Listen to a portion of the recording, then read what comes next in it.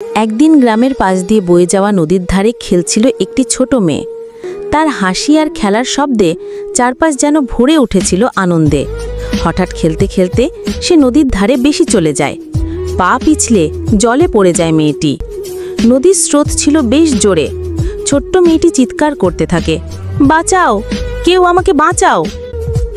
কেউ তখন আশেপাশে ছিল না, শুধু ঘাস খাচ্ছিল আর একটি খরগোশ। মেয়েটি চিৎকার শুনে খরগোশ দৌড়ে নদীর ধারে আসে। সে বুঝতে পারে মেয়েটি ডুবে যাচ্ছে। সাহসী খরগোশটি দ্রুত নদীর পাশে ঝাঁপিয়ে পড়ে।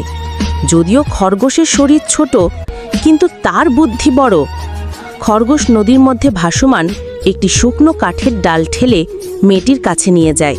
মেয়েটি সেটি ধরে রাখতে সক্ষম হয়। খরগোশটি জোরে জোরে ডালটি টেনে নিয়ে আসে তীরে।